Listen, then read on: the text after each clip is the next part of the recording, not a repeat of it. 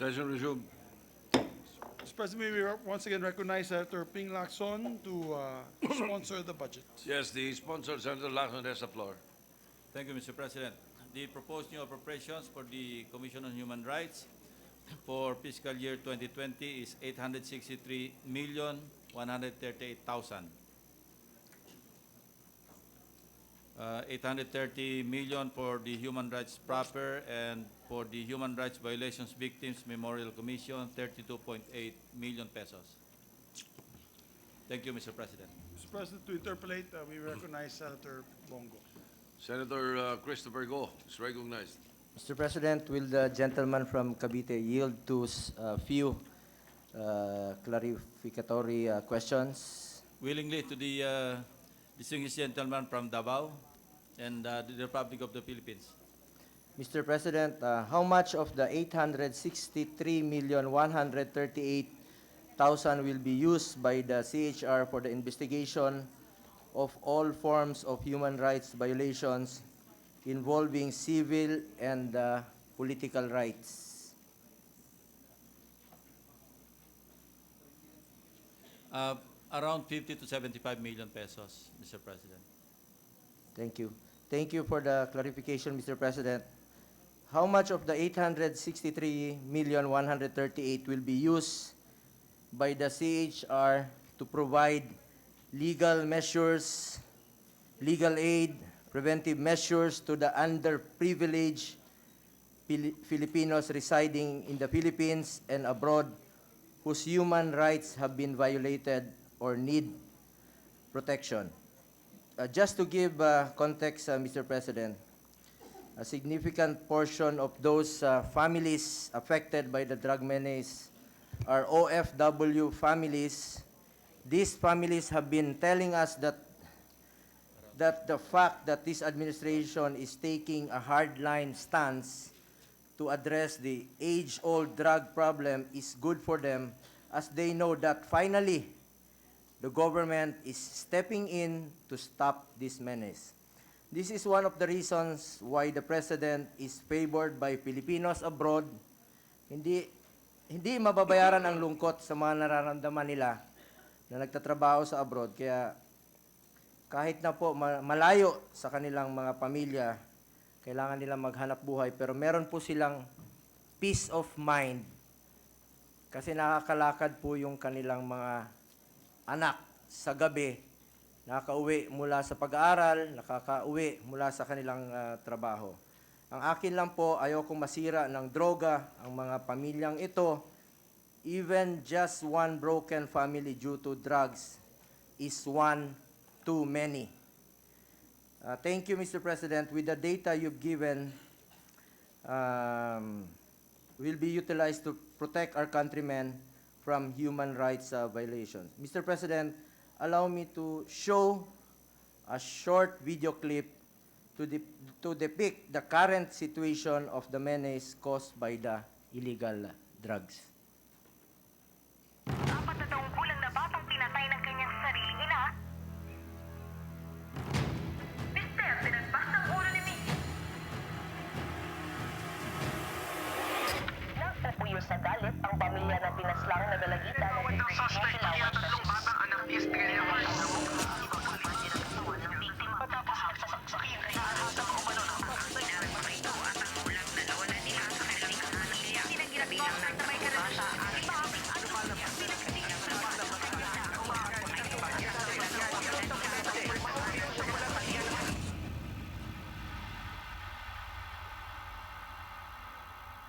I have 7 million countrymen who are slaves now at this modern day and age.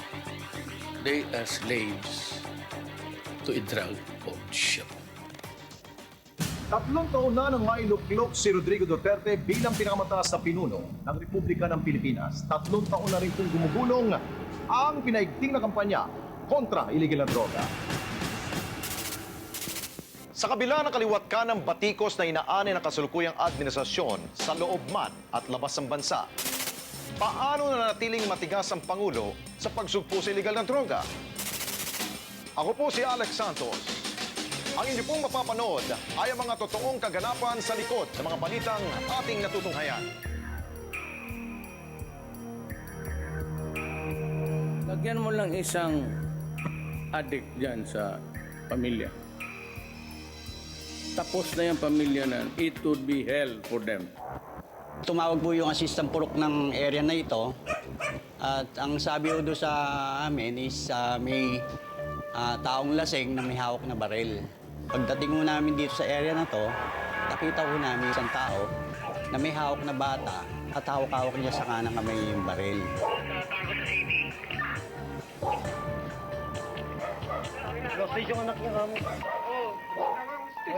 After noon, may isang civilian na pulis na taga rito ang naglakas loob na lumapit sa kanya. Dahil siguro kakilala siya, sinurrender niya yung baril doon sa pulis na yun. At doon namin, nung mai-surrender na, doon na namin siya hinawakan. Nalaman namin na patay na yung asawa niya. So tumakbo po kami doon sa bahay mismo. Yun nga, tumamba doon sa amin. Pagpasok po namin, gulo-gulo yung bahay. At hanggang doon sa kusina, doon namin natagpuan yung labi ng babae na hindi namin inakalang pugot ang ulo.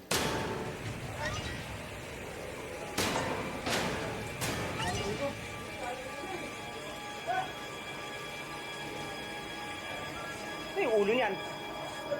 Ayan, ito yung ulo. Ito yung ulo. Nakita ko na yung ulo. Ito, nakita ko na. Utang ina, tinitan talaga. Dagdag kasi mo. Sir, kung ba yung ginanap, yan na lang inanaw. Hindi, dapat talaga maano to, yung matawag ng media. Ay, sasakay ni Papa. Bakit? Tutulungan. Pag yung ano ang taga. Upang nila ang hard niya, no? Tingnan. Ayun, dito. Ayun, ayun. Kala ko, mali ka lang. Ayan o. Ito yung patawag ko. Utang ina, hayop. How many millions are affected by drugs? The social dysfunctions that we create in the average family. Before yung nangyari nung araw na yun, nabalitaan din namin doon sa aming assistant prok na 1 week na nag-aaway yung mag-asawa. Pagka gumagamit daw ng drugs yung asawa niya, tamang hinala. Ultimo kapatid niya, tsuhin niya, pinagseselosan.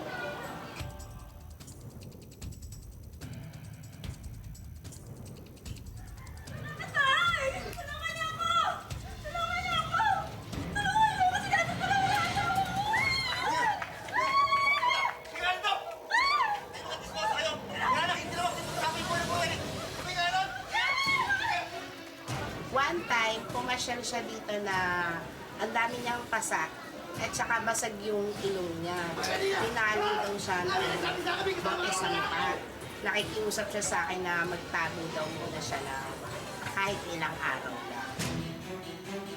Nung insidente kasi na yon, nangyari yon, hawak niya yung kanyang anak sa labas siya ng bahay nila na may mga responding barangay, nakita siya na hawak niya yung baril, kaya na-alarma yung mga kapitbahay niya. Kaya yung barangay, tawag na ng backup na polis, taga Station 6. Ngayon pagpunta ng mga taga Station 6, kaya pinilit siyang sumuko at eventually sumuko rin naman siya, inabot niya yung kanyang baril at na-arresto siya ng mga Station 6 personnel na responde sa lugar na yon. Tapos doon na nalaman sa bata na yung nanay niya pinatay pala nung kanyang tatay. Utang. Papa.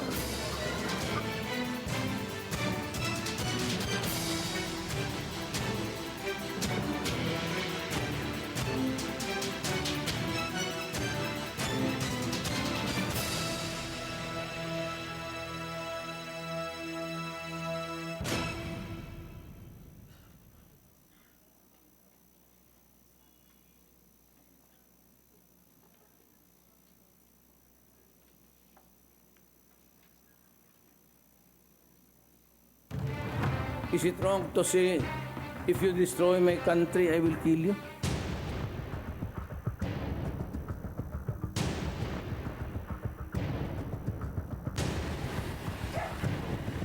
October 15 ng taong kasalukuyan, nagkaroon nga po ng report sa amin na merong naganap na pananaksak ng isang ina sa kanyang anak.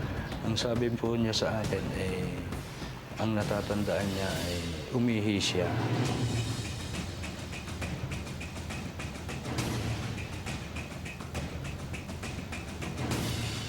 Bigla na lang napansin niya na yung kanyang mami ay may dalang gunting.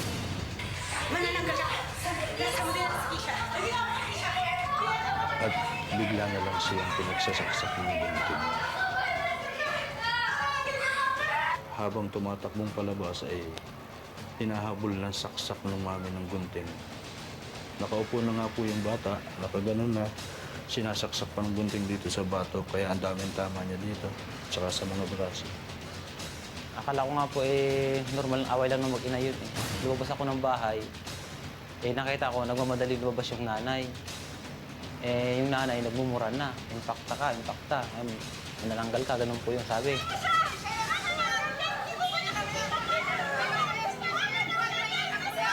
Hindi dinala ni Kusyala yung bata sa ospital, takbo agad ako sa loob. Ayun, nakita ko nga isang bata doon, nakahiga sa kama na balot ng puting kumot. Nung tinanong ng investigador nga yung si Inspector Billet, kung bakit ang sagot ng ina, kahit sa Santa Cruz, hindi nala namin ang sagot niya ganun. Kasi dinudukot nga daw niya yung bunga nga nung anak, may hinahabol daw yata siyang rosaryo.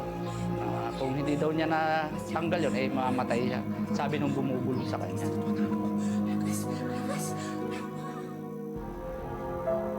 Nung dumating yung mga pulis ay nadata nila na basang-basa yung bata at pati kama at hubot-hubad yung bata. Gusto ko nga sanang suntukin yung nanay, hindi ko naman magawa kasi ayaw ko pong madumihin yung pangalan ko eh. Kahit nga po yung pulis, nagalit din sa kanya, kahit po ano-ano sinasabi ng nanay, manananggal daw, mangkukulam, ano po, ganun po yun.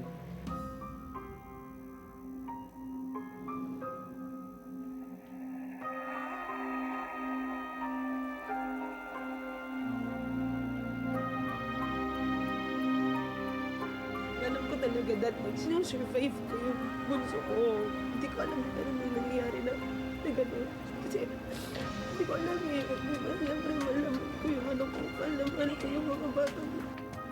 Alang-alang sa'yo. Gusto ko makabawi.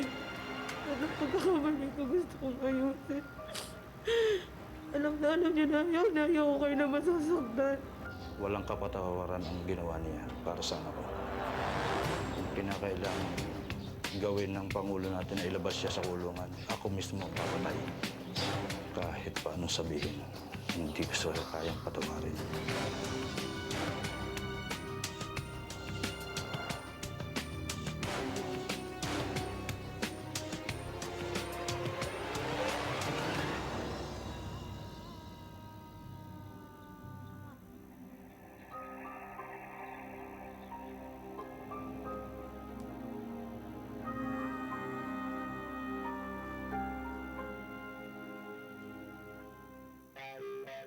So ang methamphetamine hydrochloride is actually the most commonly abused substance in the country. It is also considered as one of the most addictive substances on the planet, which causes depression. If you're dependent already, nagkakaroon ng depression ng hyperfunction ng brain. Another problem with abuse of stimulants like shabu is nagkakaroon ng impulse control problem. Naapektuhan yung kailang impulse control. So that's why some people become very aggressive. Some people also can do things that are not really part of their nature. Like for example, papatayin ng anak or pupugutan ng ulo. We've seen patients that have done that. And once the effect of the drug is gone, they're back to normal. Shabu shrinks your brain. And when it is shrunk, you are a living dead. Pag ang breadwinner tumaob sa droga, this family will simply crumble. Without seeing the president in the front row on the forefront of fighting a war against illegal drugs, hindi rin kami lalakas ang loob. That's why we are thankful that we have a president na hindi takot, na nasa harapan parate at hindi nang iiwan. It's not just DILG alone. DOH is with us. PCOO is with us. Hindi na silo attitude na akin to, no. He encouraged us to work together in a full government approach. Sa lahat ng bagay na ginagawa namin, laging katuwang namin ang Philippine National Police, katuwang namin ang NBI and other law enforcement agencies, whether it's a big operations or a small operation.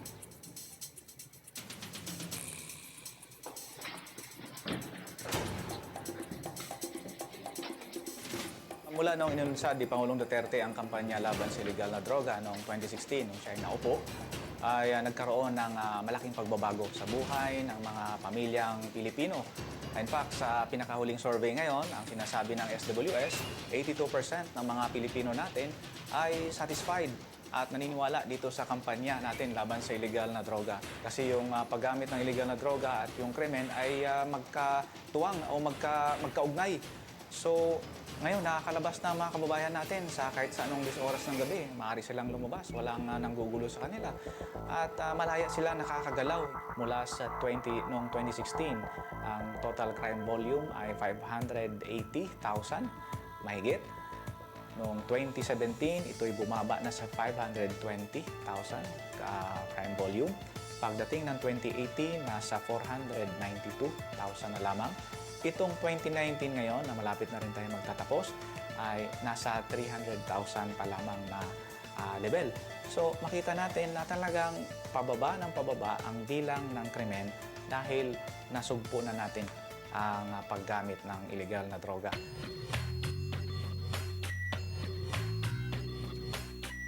Minsan ang daan tungo sa katahimikan ay sa pamagitan ng pagsisimula ng giyera. Ito'y giyera hindi lamang kontra illegal na droga, kundi laban ito para isalba ang kinabukasan ng mga susunod pang henerasyon.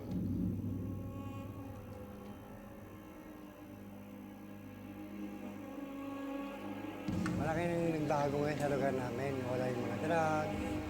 Nakatahimik na. Nagbago na, kundi na lang ang patayan. Bihira yan ang ibalita sa TV may patayan tungkol sa droga. Meron. Surrender. Meron. Magbabagong buhay ng yung iba nga nasa barangay sa trabaho. The last thing that I will do for my country, if I go to hell, to burn to eternity, so be it.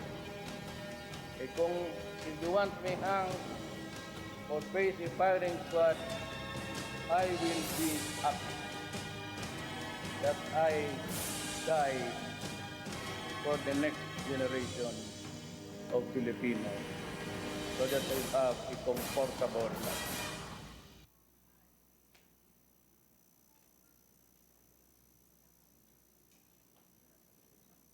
Droga.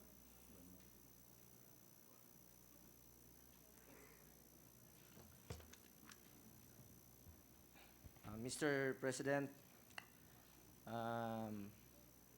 Mr. Chairman, how much of the budget of CHR is being used to defend criminals? Meron pa bang natitira to defend the innocent victims? Nakalamp po ito doon sa budget nila para doon sa mga human rights victims. Doon po. Pero para sa criminals, wala daw po silang budget para doon. Mr. President, the families of the victims in the video are still distraught. There are numerous families who are affected by the menace caused by illegal drugs. Mr. President, given the budget of CHR, how much of it will it be used to assist and help these private individuals attain justice and mend their shattered families to be whole again? Pang financial assistance po, meron silang nakalaan na 8 million. Ito po'y labas pa doon sa pwede makuha nila kapag nanalo sila sa kaso o kaya yung mga indemnification, yung ibang tulong ng ibang ahensya. Pero sa Human Rights Commission on Human Rights lang, basta human rights victims na tinulungan nila, katulad nung nakita natin sa video, ang budget, total budget po nila dyan, 8 million pesos. Kaya nga, year in and year out, kasi ako nagdidepend ng kanilang budget, nagpapadagdag nga po kami at ginagrant naman ito ng mga kasamahan natin para lalo silang makatugon sa kanilang pangunahing mandato. So, Lastly, Mr. part President. po yan nung ang total nila from May 2016 hanggang November 2019. Ang talagang ang mga natulungan nila, yung kaso, 2,628 involving 3,112 victims. Yun po yung total na natulungan nila. Yung mga ganyan po, yung mga naipakita nyo kanina. Lastly, Mr. President, the scope of the investigatory functions of the CHR is all forms of human rights violations involving civil and political rights, whether committed by public officers or by civilians or rebels. I just have an observation, if I may. Why are you so kind to animals? I mean, to criminals? Lahat po kasama sa mandate nila. Sa human rights violations, meron pa nga silang women's desk na kapag ang naging biktima involving women and children, meron din po sila. That's apart from what the PNP is mandated to do. Why does it seem that CHR only focuses now on the due process rights of drug lords and ruthless criminals? Paano naman po yung mga inosenteng biktima ng mga kriminal na lulong sa illegal na droga? Tanong ko lang po, yung nandun sa dalawang nasa video, pinuntahan nyo ba yon?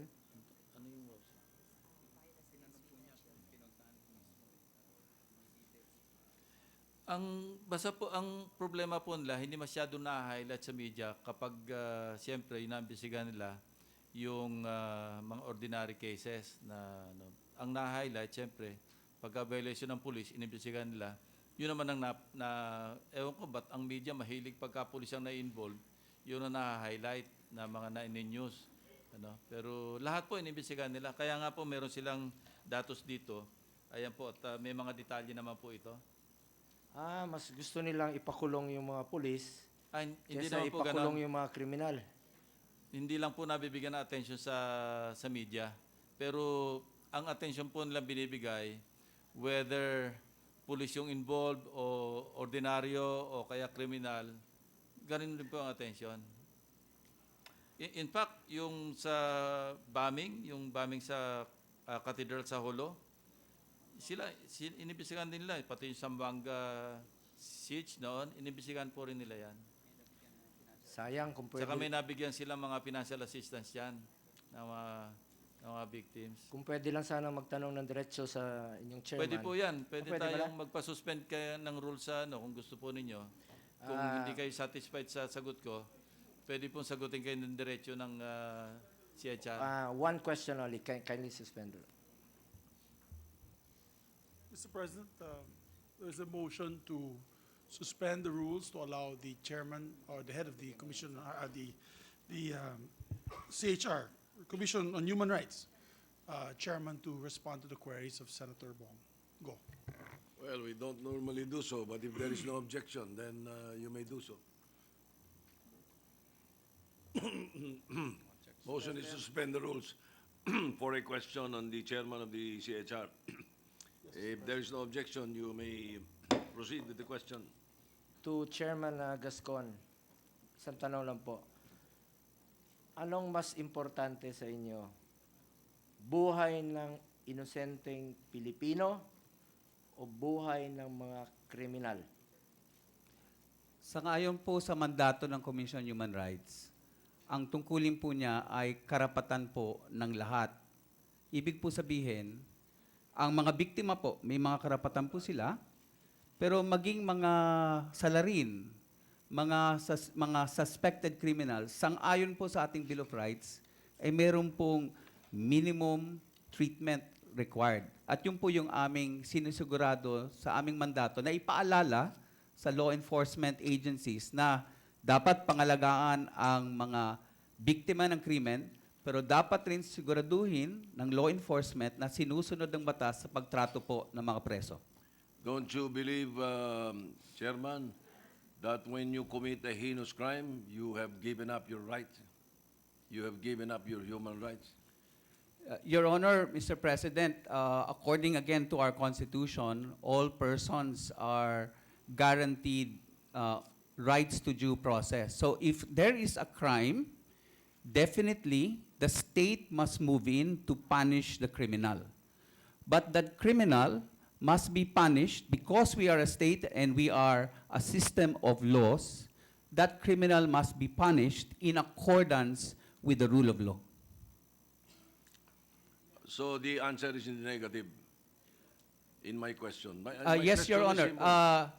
When someone commits a delict or an offense, No, I'm not talking about an offense. I'm talking about a heinous crime. a heinous crime, yes, Your Honor, every person is entitled to due process according to our Constitution.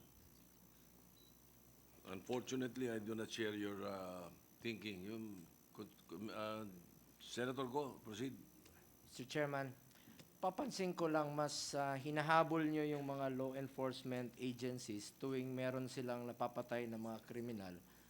Even the President of the Philippines ay hinahabol ninyo, binabatikos ninyo pag maraming namamatay na kriminal.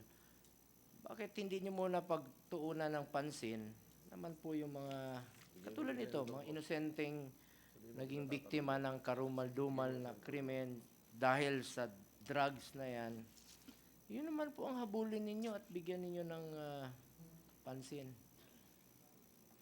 Anyway, Salamat po, Senador, at we take your comments on advisement, Your Honor. Ano lang po, yung Commission on Human Rights ay hindi po siya law enforcement institution. Monitoring agency po siya.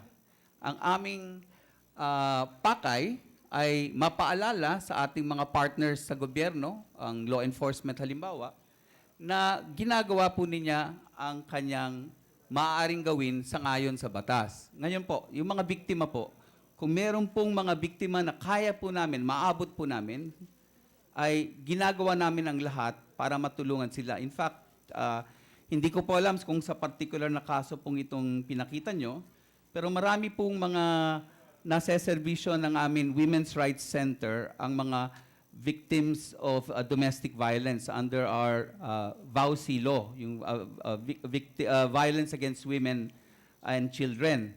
Under Violence Against Women and Children, meron po kaming Women's Rights Center na nagko-coordinate sa iba pang mga ahensya na may pagbibigay serbisyo sa mga biktima, including DSWD, including PNP, etc. Nakikipag-ugnayan po kami para siguraduhin na silang mga victims of VAUSI ay natutugunan po ng appropriate state institution.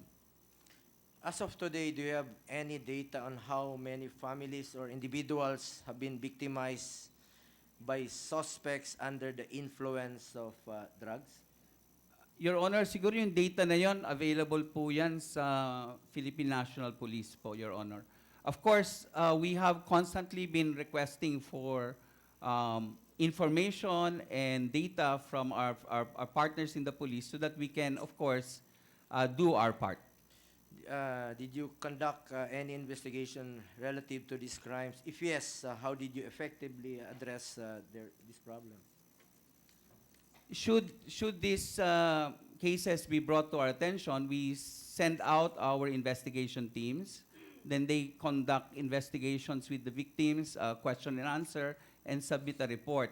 And often, what we do is make referrals to the appropriate agency that are in a better position to provide assistance. And of course, we provide legal aid until such time na kasi ang nagbibigay po ng primary legal aid for victims of crime po ay yung PAW. No? So, kung dumating po sa amin, we will assist until po meron na pong appropriate public attorney na po pwedeng tumulong sa kanila. Dahil maliit lang po yung aming legal aid services, Your Honor. Pwede nyo bang maisumite sa dito sa Senado yung report niyo? Opo. Thank you. Anyway, this drug problem have been here since time immemorial. Bakit parang ngayon lang nag-iingay ang CHR? Did you do anything to help stop the drug problem before? Napakarami ng human rights abuses due to illegal drugs. Alam nating lahat yan, pero bakit parang lumalabas na nabuhay lang ang CHR this past few years? Nasaan sila dati? Let me clarify, Mr. President. I'm for all, all for due process and investigating abuses. I'm all for accountability, pero wag sana selective. There are two sides to offense. Tingnan natin parehas, wag tayong mag-focus sa isang side lang kasi there are always multiple versions of the truth. We must be neutral. I agree with you, Your Honor. There are often many sides to a particular incident. There are many stories, and all those stories and narratives should be articulated, Your Honor. Please be assured, Your Honor, na we don't take sides. So you will be neutral. Yes po, yun yung mandate po. The Commission on Human Rights is supposed to be an independent, non-partisan oversight institution sa ngayon sa Saligang Batas. So, we call out any violations where we see it. Ang nangyari lang po siguro, naging matingkad sa panahong ito, and I have to say, Your Honor, since naitayo yung Constitution noong 1987, 32 years na po yung Commission on Human Rights, kami po ang ikalimang version. No, there have been 6 other chairs prior to me, and there are many other commissioners. We try and do our mandate as best we can. Siguro sa panahong ito lang, dahil naging matingkad po ang kampanya laban sa krimen ng administrasyon at laban sa droga, kami naman po ay parang referee, nagbabantay lang po. You know? Pipito lang po kami para sabihin, teka, baka meron na tayong nalalampasan na nakalagay sa ating saligang batas. Kung mali man, edi tuloy po yung serbisyo publiko. Pero kung mayroong dahilan para imbestigahan na may paglabag, di po ba dapat gawin natin? Tulad ng nangyari po sa pagpaslang po kay Kian de los Santos at yung 3 pulis na sangkot po doon ay nadala sa korte at na-convict. Gusto lang po namin siguraduhin na sa lahat ng mga ginagawa sa police operations ay sumusunod lang po sa nakatakda sa saligang batas. So, magiging patas at neutral kayo. Promise yan, ha? Promise po. No further questions. Bato naman daw. Thank you, Mr. President. Yes, Senator De La Rosa.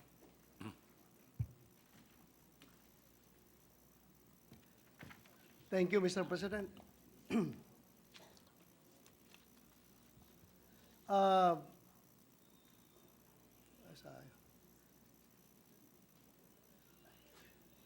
May I know from the sponsor of this agency if gusto ko lang po sanang kunin ang reaction ng CHR regarding sa GCTA law. Kasi yung nangyari, yung pumutok yung balita kay Sanchez na siya ay pwedeng makakalabas through GCTA.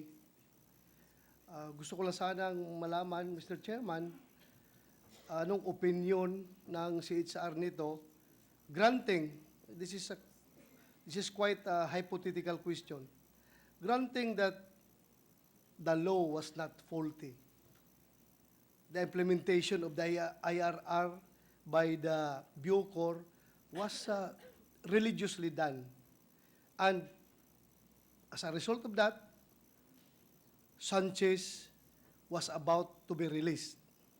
Now, there was a public uproar against his release. Gusto ko lang malaman from the CHR kung ano masasabi nila sa uproar ng public. Are they in agreement with the public or Kasi tahimik ang CHR nung lumabas itong issue na ito eh. Hindi nakapag-comment. Gusto ko lang malaman kung granting, hypothetical question, granting na the law was not faulty, the IRR was religiously implemented by the Bucor, and yet the public was so outraged by the supposed to be release of Sanchez. Anong masasabi ng human rights dito? Is it okay with you? Yung uproar ng publiko or you go for the Sanchez release? Ang posisyon po ng human rights ito, yung GCTA law, magandang batas. Pero yung mga nag-commit ng heinous crimes dapat talaga kasama sa exception. Hindi talaga dapat mag-grantan o mag-avail under do sa GCTA law. Yan ang posisyon po ng human rights. Yes, Mr. Chairman, but ang sa akin doon kasi, yung sinusunod ng Bucor was the IRR. And the IRR was very silent on the heinous crime. So, pag hindi sinabi doon, ano mang basihan ng Bucor sa pag-implement ng batas? Di ba, it is the implementing rules and regulation. Kaya nga, ang aking comparison doon is that, bakit mo pagagalitan kung ikaw ay nag-order ng pagkain sa restaurant?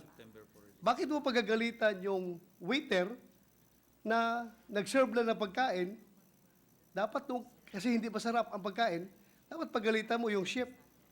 Para bang nangyari kasi, Bucor was the waiter, ang Congress ang gumawa ng batas. Kaya gusto ko sana malaman sa CHR yung hypothetical question, kung okay ba sa kanila na hindi palabasin kahit na ito nga, that decision may be unpopular, but it is legal. Quote unquote, yun nga, yung sabi ko, hypothetical question. You go for legal or for the popular As a sentiment matter of of the fact, public? Mr. President, yung CHR is in full agreement with your position. Kaya nga mabuti na correct din ng DOJ na yung nag-commit ng heinous crimes at na-convict, hindi dapat makapag-avail. And as a matter of fact, we just would like to correct the impression na tahimik sila dahil ito may kopya pa ako nung September 4 na press release nila.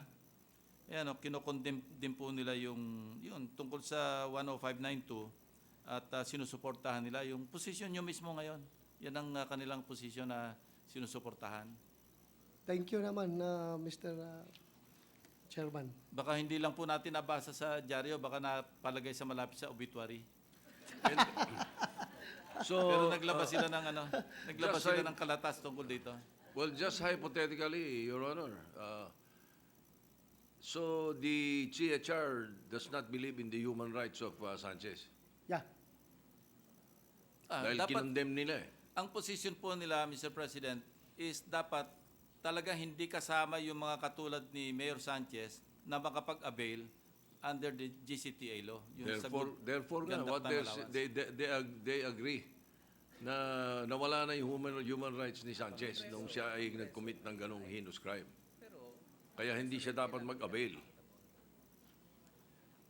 Ang position nila, Mr. President, they should be held accountable and punished. Kaya nga sila nandun.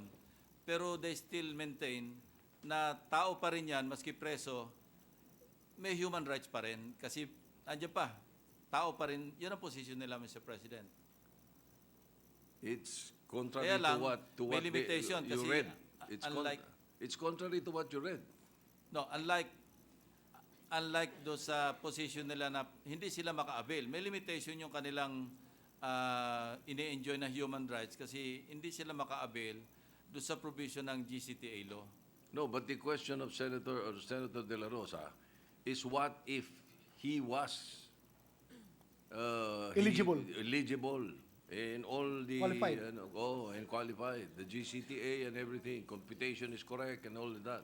That was the question of Senator De La Rosa. Ang guidance, Mr. President, yung batas. Kung ano yung nasa batas, yun ang dapat masunod. Yes, Pero kung sure. tatanungin ng kanilang position, they will support the position of Senator De La Rosa that they should be included under the exceptions. No, that is not what we were trying to get, I think, even Senator De La Rosa. The point is, what if hypothetical. he was qualified? Oh, yeah, hypothetical. What if he was qualified? He was qualified. And Eh, Mr. he- President, he- if may I add, he's qualified, but the public really is against to his release. Oh, Ang- but he's Ano ngayon qualified. ang sabi ng human Ang rights? problema kasi dyan, kasi hypothetical, ako mismo, pag tinanong kung anong position ko, I would rather follow the law. But my position is that he should not be included. But because that is what the law says, you and I will agree that we cannot do anything but follow the law, comply with the provision of the law. But yung personal natin position, personal opinion, kasi hypothetical ang pag-uusapan, while sabihin natin may diferensya yung batas, and it should be amended, that they should be not be included na makapag-avail under the GCTA law. So is that the position of CHR? If a person has committed a heinous crime, he should not be able to avail of the GCTA. Upon conviction, Mr. President. Yes, upon conviction. Upon conviction, ang position nila is he should not avail or given the opportunity to avail of yung provision ng GCTA law. That is their position, Mr. President. And why? Why should he not be allowed? Ano, if the law says a heinous crime is committed, he cannot be, he should not be given the right to file for a GCTA or qualify for a GCTA. Is that the position of the CHR? We want a yes or a no. Yeah, because of the gravity of the offense, yes, they should not, or no, or yes, they should not be included. They should not be given the opportunity to avail para magkaroon walang misinterpretation. Well, Basta it's- klaro yung position ng Human Rights Commission, Mr. President. Well, na, I beg to disagree because his answer earlier when I asked him if I have committed a heinous crime, I believe that I have given up my human right because of I took the life and I took the life of let's say an entire family and dismembered them, and I no longer I have given up my human rights for doing that. And the answer of CHR earlier was that, no, I still have my human rights. But this time, as far as Sanchez is concerned, pwede siya mag-avail. So may human rights pa rin siya.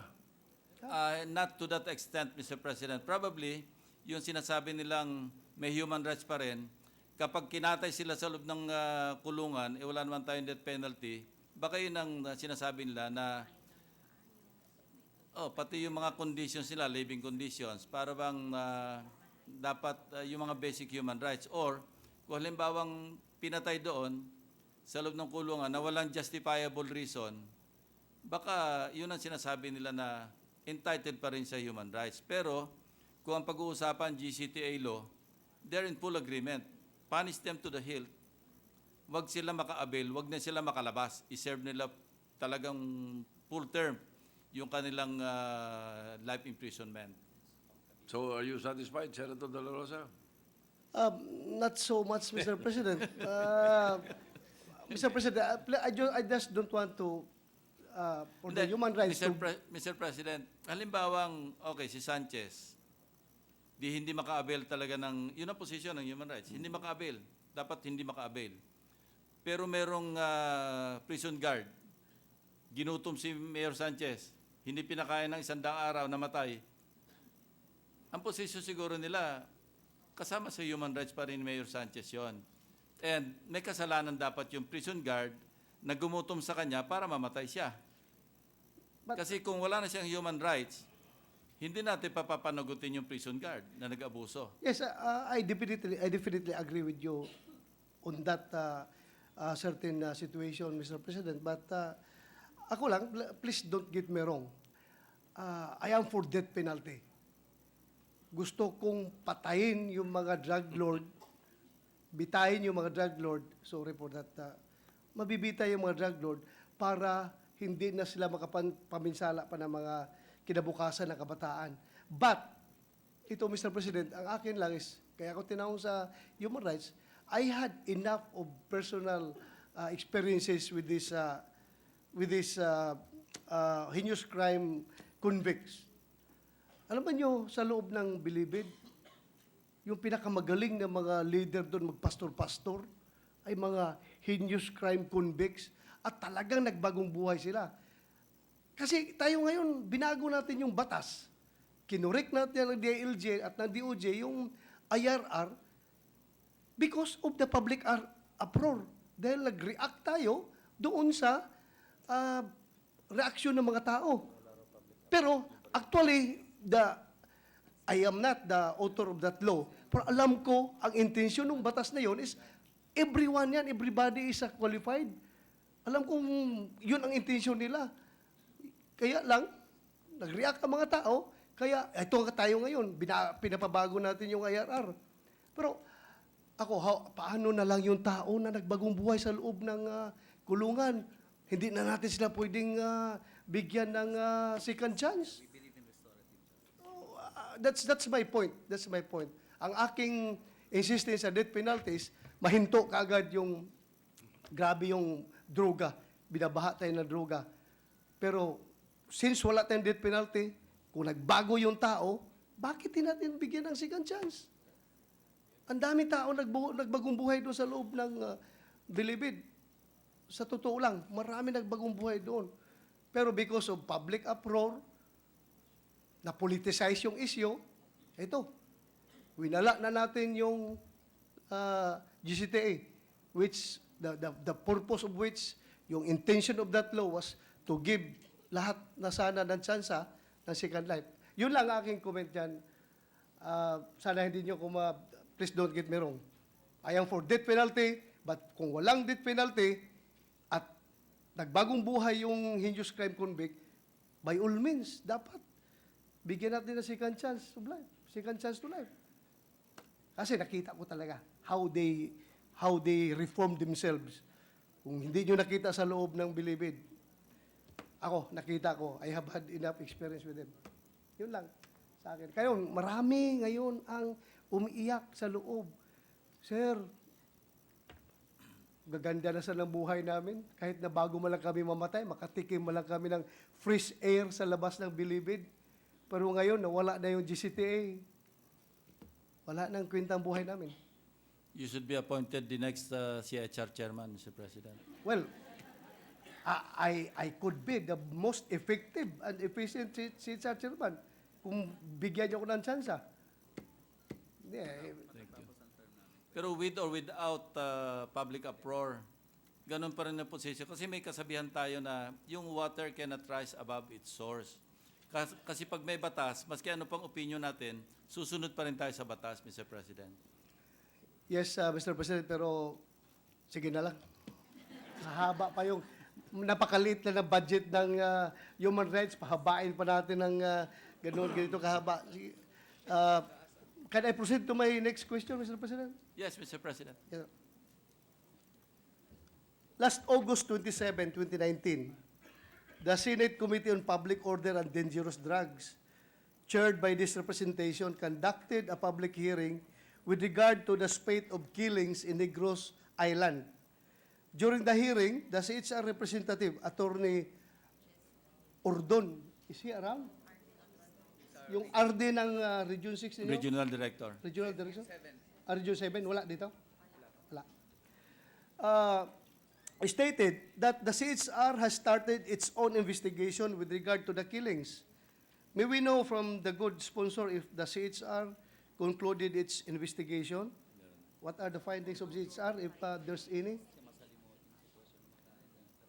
According to them, the investigation is still ongoing, Mr. President. Yes, because your RD in Region 7 was bragging to the committee that he has no problems with the military and the police. They are in a very good working relationship. Kaya, so sabi ko, I hope you get to the bottom of this. Dahil sabi niya, kulang daw siya ng abogado. Mag-import pa siya ng abogado sa central office, dalhin doon para mag-imbestiga. I hope na na-address na niyo yung pagkukulang na yun. So In ilang spite of abogado, the- sir? In spite of the lack of funds, they are addressing that, Mr. President. Thank you, Mr. President. Meron na bang namatay doon sa Negros Island after that Senate hearing? May we know from CHR? Mayroon pa bang namatay? Wala na. May nadagdag, after the first incident, nagkaroon na naman po, nadagdagan na naman. Nadagdagan? Despite my warning to the AFP and the PNP na dapat wala nang mamatay dyan, yung lahat ng mga nasa listahan, kasi sabi, they were claiming na may listahan daw doon yung parang anti-communist group doon. May listahan daw kung sino yung mga membro ng INPE na papatay nila. At yung listahan na yun, dandahan na mamatay, naubos. So, may I know from that, from the commission, yung nasa listahan na yun, nadagdagan ba ng namatay after that hearing? Kung yung nasa listahan, i-check nila, pero meron daw pong nadagdag pang nabatay.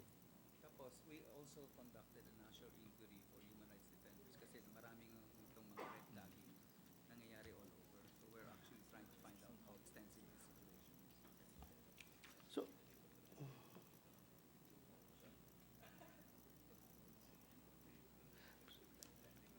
may we know how many CHR investigators are already assigned for Negros Island?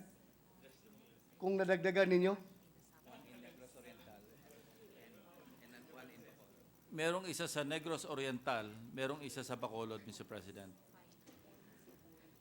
In-emphasize ko ito, Mr. President, dahil yun nga, kung hindi mag-active ang CHR doon, alam nyo, yung mga tao doon na nasa listahan, pumunta na pala yun sa police station, nagsabi, sir, we need your protection dahil nasa listahan kami. Kulang ng aksyon yung ating security forces, namatay yung mga tao na yun. Now, kung madagdagan pa yun, wala na. Hindi naman niwala sa gobyerno yung mga tao doon. Kaya CHR dapat you have to play a very, very active role in the investigation of Negros killings. I hope you will do your job. Yes, sir. Ha? Kasi na naman, mahirap yung magtuturuan tayo. Sabihin, gobyerno may kagagawan. Ito, NPA may kagagawan. Dapat makuha talagang kuha doon. Yung pala, Kagubak Death Squad. Ito yung grupo na pumapatay daw doon. Kagubak Death Squad. Meron pa ko isa pang question, Mr. President. Hindi ako bumabawi sa inyo, ha? Akin lang is makatulong sa inyo. Gusto kong tumulong. The Senate Committee on Finance increased the budget of the Commission on Human Rights in the amount of 50 million. That was our recommendation. Actually, we recommended more. But yan ang na-adapt ng Committee on Finance, Mr. President. Thank you, Mr. President. Out of this increase, 22 million will be allotted to the Human Protection Program of the CHR that will now receive a total of 312 million. May we know what are the accomplishments of the CHR under this program, itong Human Protection Program? Yung protection program essentially covers our investigators, our lawyers, our security officers, our witness protection program. Ito po, meron silang nakalista rito na yung new complaints documented, 6,582. For 2018, 2019, 3,129. Yan. May mga na-resolve na sila. 2019, 396. Yung sa first semester pa lang po ito, per 6 months. Tapos mga legal assistance na binigay nila. Ito yung may mga financial assistance din sila rito. Umabot ng 3 million plus involving 562 beneficiaries. Thank you, Mr. Chairman. Considering under this program, the CHR provides medico-legal services, legal assistance, and counseling? Kasama po yun, mga legal Kasama siya. assistance. May we know Pati mga how many clinic. lawyers do you have or how many lawyers do you still have? Do you still need? Mga 150 po yan, all over the country. So ang kulang, marami pa. Kulang po. Kasi 7,100 islands tayo eh. Alam mo, baka hirap kayo sa Parang thinly recruitment. spread kasi 3 lawyers per region lumalabas. Kaya kulang na kulang talaga. What seems to be the problem, Mr. President, is the CHR position not so appealing to the lawyers? Wala nag-apply? Yung Ganun ba? entry, yung mababa eh. Kaya yun ang problema. Medyo napabayaan sa budget. Thank you, Mr. President. Ito na lang. Yun nga, Mr. President, I ask this question because I want to ensure that the CHR has adequate qualified personnel to fulfill its mandate of promoting the protection, respect for, and enhancement of the people's civil, political, economic, social, and cultural rights. If there is a need to add more budget for the CHR, I will fully support this, Mr. President. Thank you, Mr. President. Pag re-election nyo raw, lahat sila boboto sa inyo, Mr. President. They're pleasantly surprised with your interjection, Mr. President. Mr. President, this juncture, we move that we recognize Senator Francis Tolentino for his few questions. He is yielding to the distinguished gentleman from Zambales, Senator Gordon, Mr. President. The gentleman from Zambales recognized Senator For a Richard few Gordon. questions, Mr. President. Just a few questions, Mr. Chairman. I know UST is still very sore about their loss to Ateneo last night, the other night. He can ask as much as he can.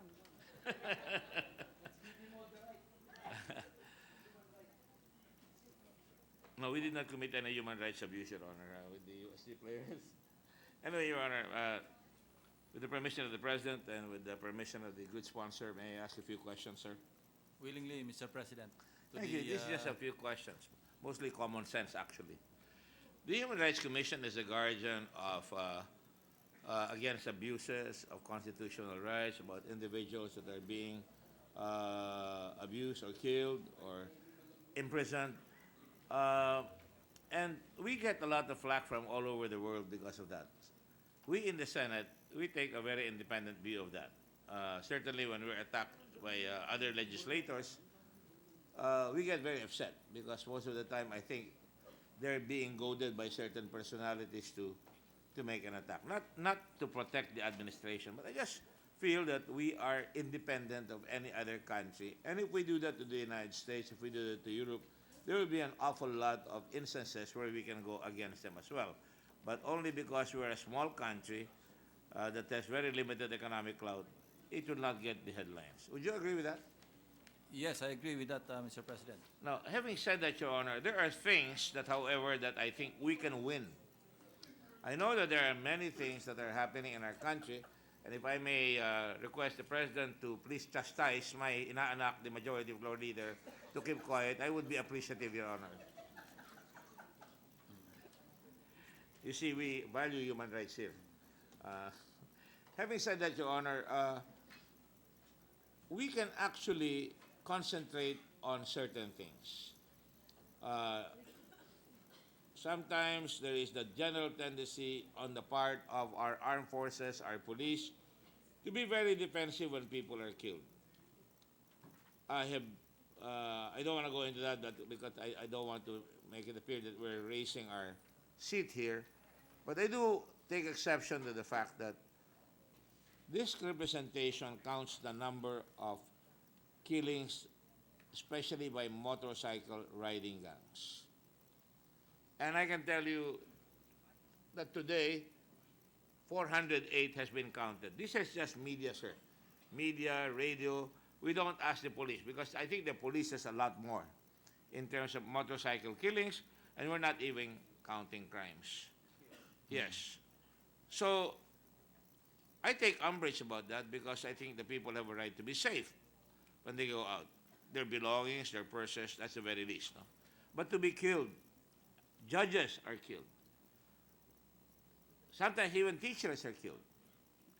Policemen are killed. Government employees are killed. Ordinary citizens are killed. They have a right to life and to be protected. Isn't that so, Your Honor?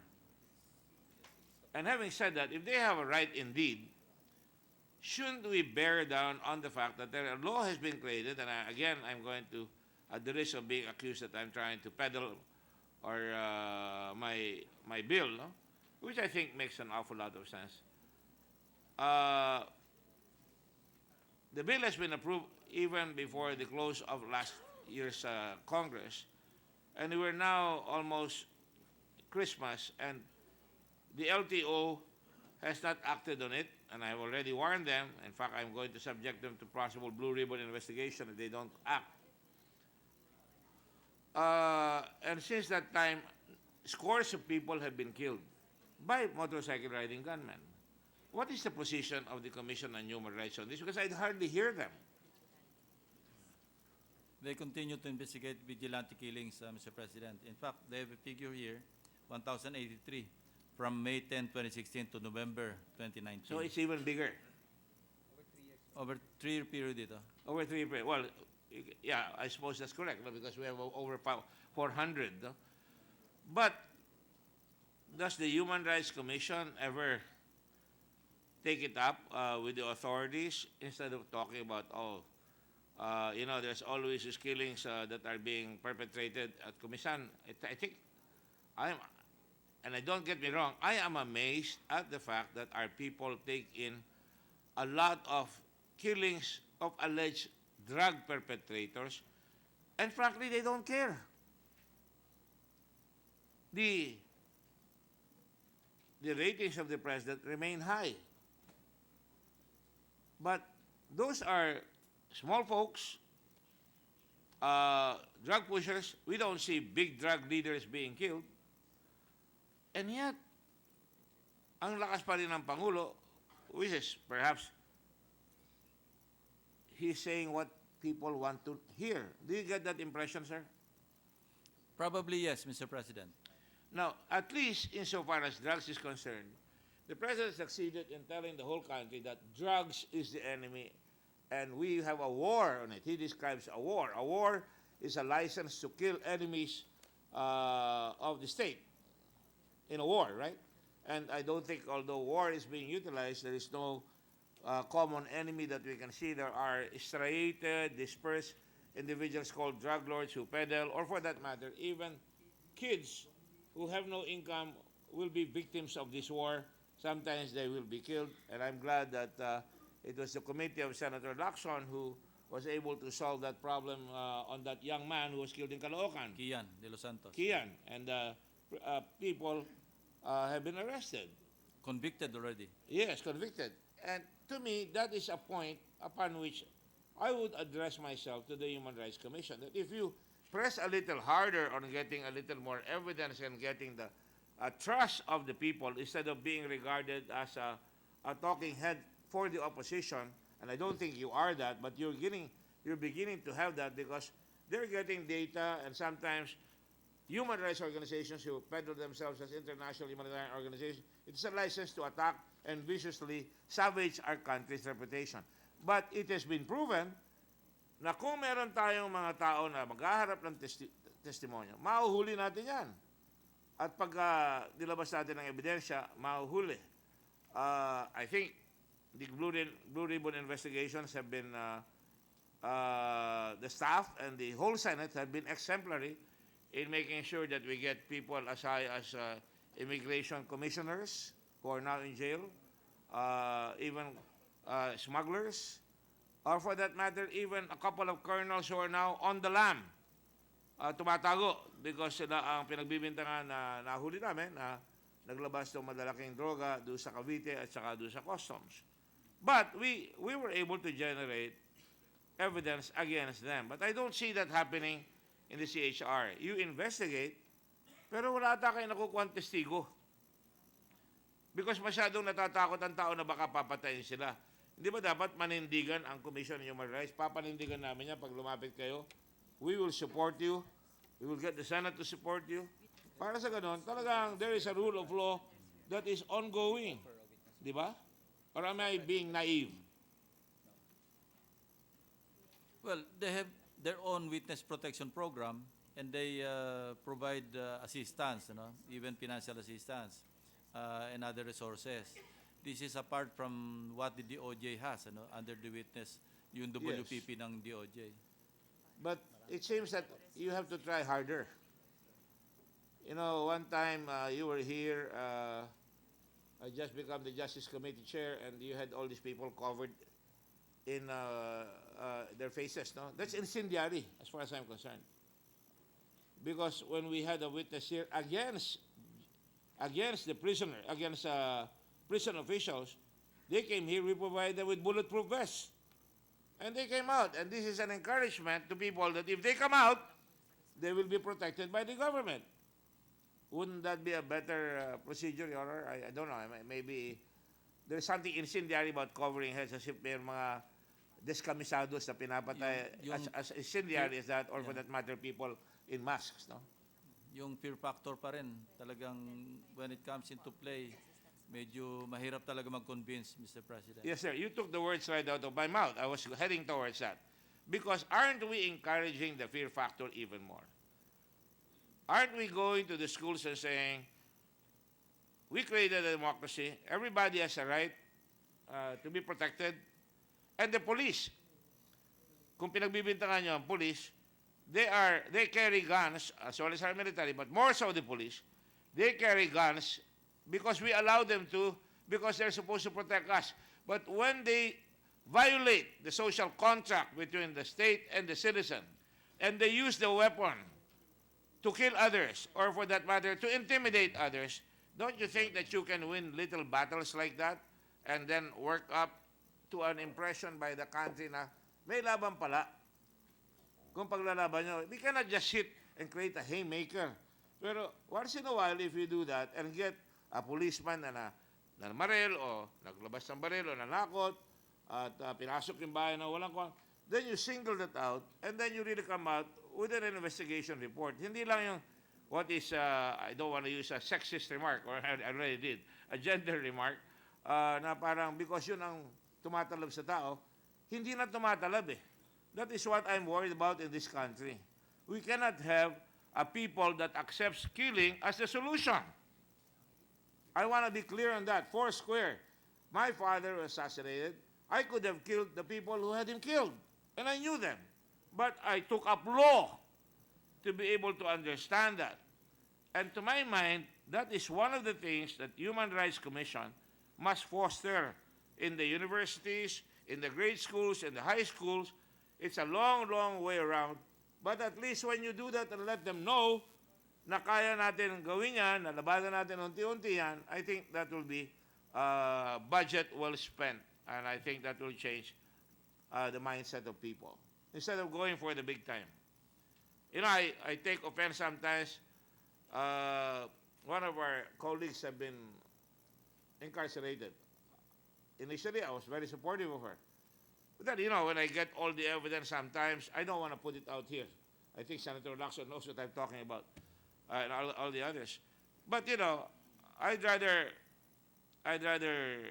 get what I can get right away. Get half a loaf first before you take the full loaf. Because if we don't do that, lalong fear factor, namamaga, lalong natatakot ang tao. Because culturally and historically, our people have been raised on the fact na wala kang laban dyan, malaki yung mga talaba mo, mayayaman yan, nasa kapangyarihan yan, mga elitista yung mga yan, wala kang laban. So the more you show and propagandize na they get away with murder, the more people are fearful. And that's why I have nothing but full admiration, again, at the risk of my visa being removed in China. I have a lot of admiration for the Hong Kong Chinese, the young people. They're young. You were, I think, almost in that time when I was there in UP, the first quarter storm. You followed us later. there were people who were doing that. Unfortunately, some were being utilized also, as far as I'm concerned, and this is my own by the left, and some of them were, I think some of them were deliberately killed para magkaroon ng martyrs. I'm very, very frank. I'm not afraid to say what's on my mind. But sometimes you create martyrs, and then, you know, tapos hindi na masolve. What did we do? So, my advice, if I may be given the privilege of giving unsolicited advice, is that hopefully this year you start going against people who are abused, where you can win. You can help us win, for example, with propagandizing. And that's why I'm always saying, if I had resources, maybe I can ask the sponsor. Maybe, you know, a while ago I was listening yung propagandizing, ano bang issue kahapon yun, yung may advertising, nakukulang ang advertising, that we must advertise what we do para people will know that there is something going on and that they can participate. Maybe, I don't know, maybe later on we can create an amendment. There should be a certain percentage of the budget, especially of front agencies, to be able to explicitate in a proper manner how citizens can go after abuses of human rights. Of course, you'll agree. Of course, Mr. President. That's all, Mr. President, because I really would just like to state that for the record. We can have a Human Rights Commission all the time, but you're not expected to solve the problem, but you can start by doing the little things. And as you build up on the little things, you can educate, and hopefully, eventually, we will not be regarded as a rogue country by some people who are uppity up and who don't have the kind of problems we do have here. Thank you. Thank you, Mr. Thank you, President. Mr. President. Senator Tolentino.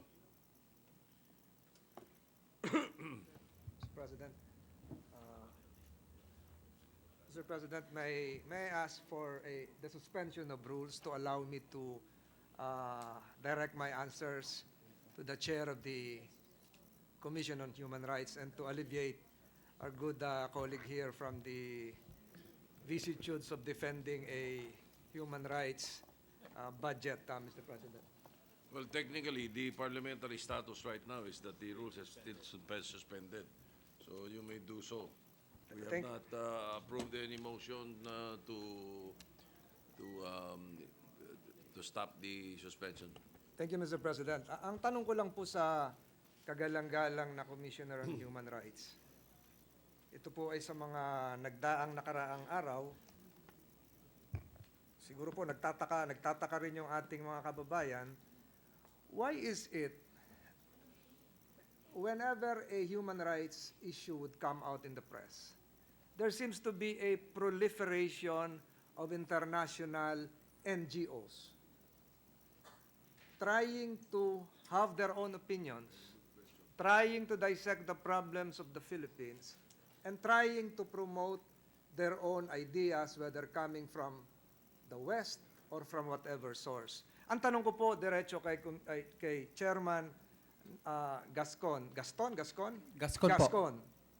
Meron po bang mga linkages, directly or indirectly, formally or informally, ang Commission on Human Rights sa iba't ibang foreign international NGOs na gumaganap sa daigdig ng human rights?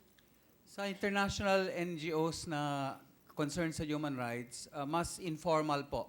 From time to time, we receive email. Yung mga lumalabas sa publiko, tinatanggap rin po namin. Madalas po, nasa form po ito ng mga petition. And of course, dahil na formally nare-receive po namin itong mga messages, ay dinadaan po namin sa aming sistema. Meron po kaming unit, ang tawag po sa kanya ay International Obligations Monitoring Division. Itong International Obligations Monitoring Division, isang maliit lang po na unit ito.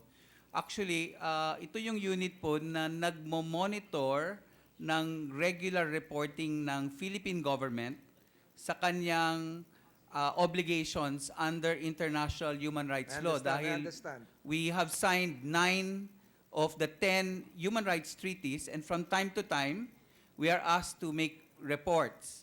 So, ang Commission on Human Rights as the oversight watchdog institution on human rights. Yes, I understand, Mr. President. Ang tanong ko po, ang sinasabi niyo po, ito po yung mga international commitments natin. Meron kayong isang maliit na unit and I'm sure that's part of your budget na Yes po. minomonitor kung nagko-comply tayo. Ang baliktad po, ang tinatanong ko, bakit po merong mga ibang international NGOs na apparently tayo naman ang minomonitor? Meron po ba tayong agreement directly or indirectly para po tayo i-monitor nila? Lahat po ba ng pumapasok sa inyong mga email messages, sa inyong kung ano man yung social media platform na ginagamit nyo, ay form ng monitoring natin o monitoring nila? Tayo po ba ang minomonitor? Kasi ang nakalagay po sa, I have a copy of the Constitution here. Yes, sir. Nakalagay po dito, number 7, section 18 of the Constitution on Human Rights, ang nakalagay po dito, monitor the Philippine government's compliance with international treaty obligations on human rights. That's right. It presupposes our obligation and the duty of your commission to monitor whether we are complying or not. Yes, sir. Ang tanong ko po, why is it that other international NGOs are apparently monitoring us? Meron po ba kayong agreement sa kanila? I-monitor nyo naman kami. Pag nagkamali kami, kalampagin nyo kami. Meron po bang ganon? Wala po kaming agreement with them, but we have interacted with them both here. They come to the Philippines, and when they come, they normally ask meetings with us. But we also encounter these international human rights NGOs sa Geneva po. I'm sure, Mr. President, when they attend congresses, various fora internationally, they meet NGOs, they exchange calling cards, and build up linkages. Wala pong mali doon. Ang tinutumbo ko po ngayon, Mr. President, pwede po bang bigyan tayo ng Commission on Human Rights ng listahan kung sino-sino itong mga iba't ibang international NGOs na kanilang nakadaupang palad at apparently ngayon ay bahagi na rin ng usapang human rights, hindi po kasama yung International Commission on Human Rights sa Geneva, yung iba't ibang mga human rights organizations, Human Rights Watch. Is there a Human Rights Watch Asia, a Human Rights Watch Geneva? These foreign institutions apparently meddling, quote-unquote, in human rights affairs of the country. Pwede po bang bigyan ang ating Senado, ang komiting ito, pinamumunuan ni Senador Lacson, ng listahan ng lahat po ng inyong mga linkages, resources, insofar as human rights issues are concerned, Mr. President? Yes, Your Honor. Maaari po namin kayo mabigyan ng listahan ng mga nakaugnay namin. Hindi po lahat ng international human rights NGOs ay umuugnay sa amin, pero yung mga bumibisita, humihingi ng meeting o na-enkwentro po namin halimbawa sa UN Human Rights Council meeting sa Geneva, ay meron naman po kaming, at tulad ng sabi niyo po, mga exchange of calling cards and so on. So, maaari namin maibigay Mr. po yun. President, there's nothing wrong with that. There's nothing wrong with linkaging with other government or non-government institutions, organizations. In fact, it will broaden the perspective of the Philippine Commission on Human Rights. Ang susunod ko pong tanong, tumatanggap po ba kayo ng tulong, financial or otherwise, donations, researches, dito sa mga inyong international NGOs na kakilala? Sa international NGOs, hindi po. Pero meron kaming kasalukuyan, patapos na nga po, na G2G na assistance po, galing po sa European Union saka sa Spanish Aid Agency, Your Honor. Ang tawag po dito ay GOJUST. May two components. Meron sa human rights, tapos meron rin po sa DOJ, sa Supreme Court, saka sa DILG. Isang proyekto po yan na may programa sa justice sector side, may programa sa human rights sector side. Pero pondo mula sa mga private direkta sa amin, wala. Pero ang nangyayari po, Your Honor, ay minsan meron kami mga proyekto na parang nag-aambagan. So halimbawa may seminar o may forum. Halimbawa, ganito po 'yon. I'm sure in your linkage with the European Commission, yun ba 'yon? European Human Rights Commission or whatever organization is that, meron pa ho itong mga sub-organizations subgroups composed of European, international, human rights groups na probably doon nila dinadaan naman kung ano yung funding support na pwedeng ibigay sa kanilang mga kakilalang mga human rights organizations, whether government or non-government. Is that correct? Yung non-government po... Have you availed of that? Non-government po, hindi. The availment probably will not just be in direct grant of financial support, but probably allowing you to join an international convention, an international fora, an international symposium concerning human rights. Tumanggap na po ba kayo ng ganon? Meron po mga ganong imbitasyon. Minsan, halimbawa... So sinasagot nila yung expenses, yung eroplano, yung hotel, yung convention fees, para maka-attend kayo sa isang international human rights forum kung saan pag-uusapan ng iba't ibang issues sa buong daigdig concerning human rights. Opo, nagaganap po yung mga ganyan. And may I ask from the good gentleman, during this international exposure, ano po ang nangyayari dito? Do you participate objectively, giving the correct perspective as to the exact, precise human rights situation in the Philippines is concerned, or you just learn from them and probably follow some models that they have perfected in their own jurisdiction? Hindi ko na po babanggitin kung ano-anong bansa po yon. And probably, when you, I'm trying to speculate, when you return, ito yung i-apply natin sa Pilipinas kasi ito yung ginawa doon sa bansang nakasama natin doon sa international convention. Tama po ba yon? Dialogical po yung process. Meron po kaming dala ng mga lessons and learnings from here. At meron rin po from other parts of the world, both from, alam niyo po, meron pong iba pang mga CHRs all over the world. So madalas, nagmi-meeting po yung mga CHRs ng iba-ibang bansa. Nagsisharing po ng best practices. Halimbawa dito sa Southeast Asia, sa 10 ASEAN countries, 5 po sa 10 meron ring Commission Human Rights. So madalas, meron pong ganong sharing of information.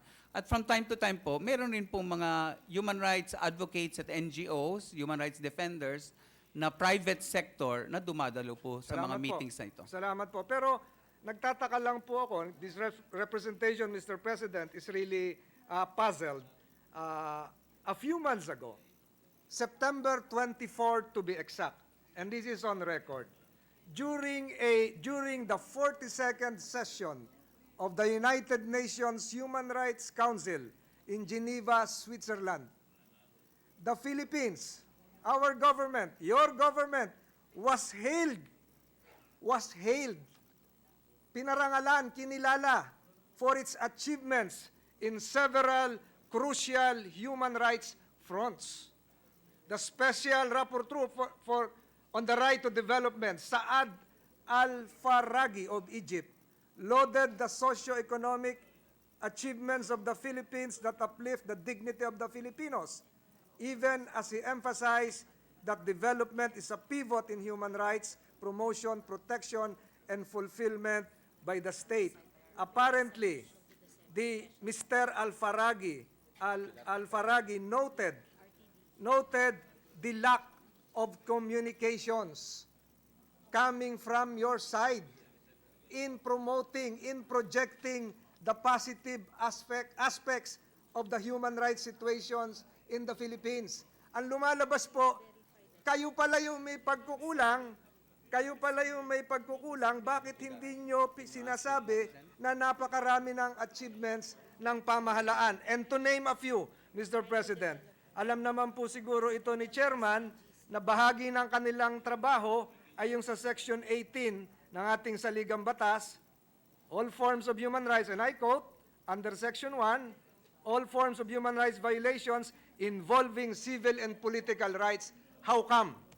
Up to this point of your tenure, we have yet to hear from the Commission on Human Rights positive aspects as regards the economic, civil, and political rights achievements of our government, of the country. And to name a few, we never heard something about access to public education, when in fact, the 17th Congress,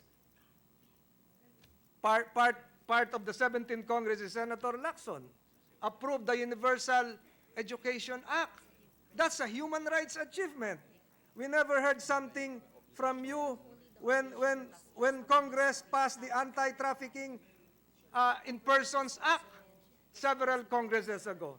We never heard something from the Commission on Human Rights when Congress passed Republic Act 7610, the Child Discrimination Act. So ang ibig ko pong sabihin, napakalaking daigdig po itong human rights. We have 30 rights under the Universal Declaration on Human Rights, and we never heard anything about the 29 other rights. If I may ask a yes or no portion, Mr. President, direct to the gentleman, do we have a right to vote in the Philippines? Ano po yan? Do we recognize the right to vote in our country? Yes, Your Honor. Yes. So that's a compliance with our international commitments. Do we have a right of fair trial? Yes, Your Honor. You're a lawyer. Do we have a right to government services? Yes, sir. The Yes, the Congress even passed the Ease of Doing Business Act during the 17th Congress. We have a right to public education? Do we have the right to use public facilities? Yes or no? Yes, Your Honor. May tungkulin po ang pamahalaan na Do we have the tinatawag right sa to human assemble? rights na If I will compress this into the 5 basic human rights. Freedom of religion. Do we have that here? Point of order, Mr. Chairman. Yes, Your Honor. With the permission of my good colleague. Mr. Chairman, Senator Gordon. I think it is an age-old tradition, and it's not covered by the rules that. That's why we have a sponsor. It should be the sponsor who should answer. No, Mr. Maybe I sorry. wasn't here when something happened, and I don't know. Yes, there was a motion to suspend the rules to allow the chairman of the Commission on Human Rights Commission to answer. Just for human rights, Your Honor? Yes, just for this particular. Well, Your Honor, since it's budget. already been approved, I would have objected, but because it's already been approved. Well, yes. Yes, Your Honor. Yes, Thank you very much. We were sir. asking for an objection earlier, and there was none. Thank you, You Your may Honor. continue, Senator Tolentino. I assure Senator In Gordon. relation to the interjection of Senator Gordon, may I also interject? You know, this is a problem of communication, di ba? Ang sabi po ninyo. Why don't we slash some amount from the 600 million peso budget of DOH just for advertising and realign it to CHR so they can communicate better? I probably would agree after the DOH budget is presented tomorrow and scrutinized by our colleague Senator Lacson. But I assure Senator Gordon that I am mindful of the human rights of the chairman of the Commission on Human But Rights. following the trend of thought of the speaker or the sponsor, perhaps the CHR does not need any budget for that. All you have to do is tell the media that they are saying good things about the administration, and the media will print it. No need for an advertising budget. Your Honor, we would of course welcome additional support in the areas that you are bringing to our attention. But if I could respond to the Honorable Senator from Tagaytay. One more point before Yes, Your Honor. because I'm being asked by the majority floor leader to lengthen my interpellation. One more item. So, uulitin ko po. 5 basic human rights principles: freedom of religion, freedom of speech. Chairman Gascon, are you listening? Yes, I am. Freedom of religion, do we have that? Yes, Your Honor. Freedom of speech, Yes, Your Honor. freedom of assembly, Yes, Your Honor. freedom of the press. Yes, Your Honor. These are all in the Constitution, Your No, Honor. no, but are we observing it in our country right now? Well, Your Honor, the observance is, let us say, mixed. No? Freedom to petition the government.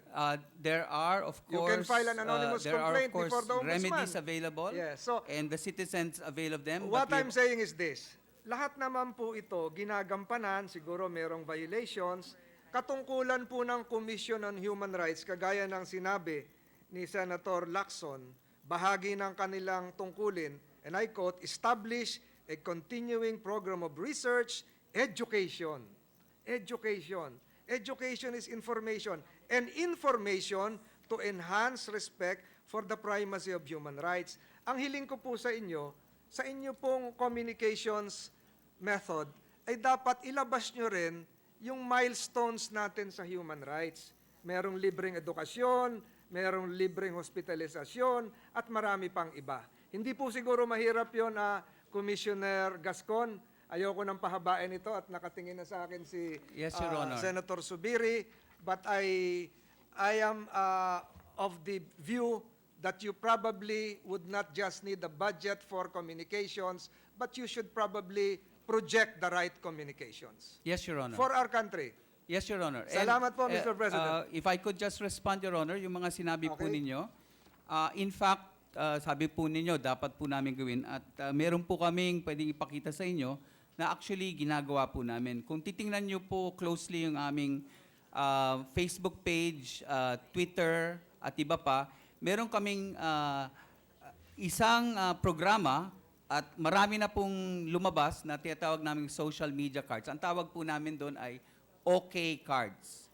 Obligasyon plus karapatan. OK. At kung titingnan po ninyo, ito po ay isang stamp of approval of all of these many measures that you have mentioned. So, Your Honor, we continue to perform our oversight function. We speak out when we see human rights violations, but we also speak up and praise and acknowledge many good things that have come out. And you will see this in this folder I could show you in the break, Your Honor. Just show me a copy. Leave me a copy. Salamat po. Salamat po, Mr. Salamat po.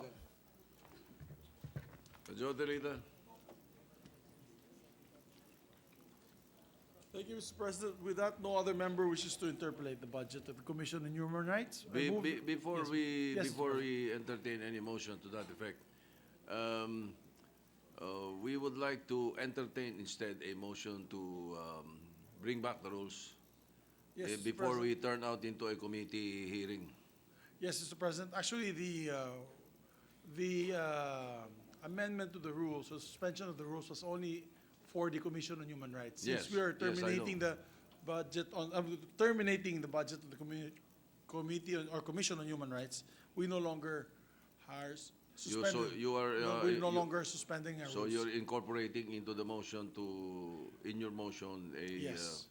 a restoration of the rules. Rules. All right. And may we also ask our colleagues as much as possible, to stick with the rules, except of course tomorrow, I believe, Senator. No. Yes, Mr. President. It's always Therefore, up to the body, you know, we are appealing to the body. Yes, the suspension of the rules must have a unanimous consent. Yes, Mr. I was President. asking earlier if anybody was objecting. No one objected. Yes, Mr. President. So if somebody objects, we don't need not even vote on it. Yes, Mr. President. There was an accommodation for our colleagues, Mr. President, right. for this particular agency. With that, Mr. President, move that the budget of the Commission on Human Rights and the Human Rights Victims Violation Memorial Commission be deemed submitted and approved. I so move, Mr. President. Any objection? Hearing none. Deemed submitted. Thank you, Mr. President. To hasten the proceedings, Mr. President, may we continue to take up the budget. I move to